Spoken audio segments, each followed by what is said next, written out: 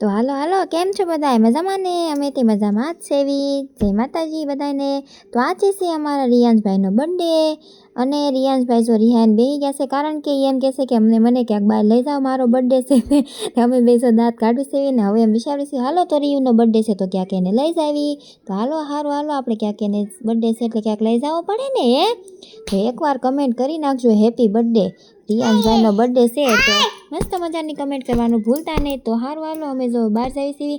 બહાર જઈને તરત જ તે અમારા રિયાંશભાઈના બર્થડે માટે કેક લેવાની હતી તો કેક શોપે આવી ગયા છે અને રિયાંશભાઈ શોપમાં આવીને તરત જ તે ચોકલેટ ગોતવા માંડ્યો છે કારણ કે એને ચોકલેટ બહુ ભાવે એટલા માટે એ બધું જો એનું તે વસ્તુ ગોતે ને.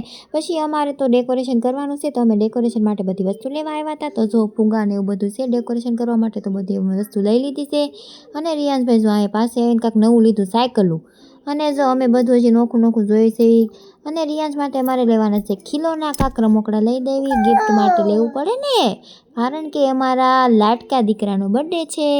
તો અમે આવી ગયા છીએ ગિફ્ટની દુકાને, રમકડાની દુકાને. તો ચલો ફ્રેન્ડ્સ હવે ત્યાંથી અમે આવી ગયા છીએ મોલમાં, ડીમાર્ટમાં કારણ કે ત્યાં અમારે થોડું ઘણું વસ્તુ લેવાનું હતું.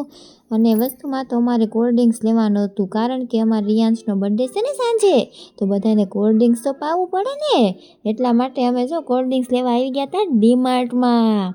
તો ચલો ફ્રેન્ડ્સ હવે અમે આવી ગયા છીએ ઘરે અને ઘરે આવીને જો હું તમને બધાને બતાવું એ બધી વસ્તુ અમે લઈ લીધી છે. અને બર્થડેની જે વસ્તુ જોઈએ એ બધું લઈ લીધું છે અમે.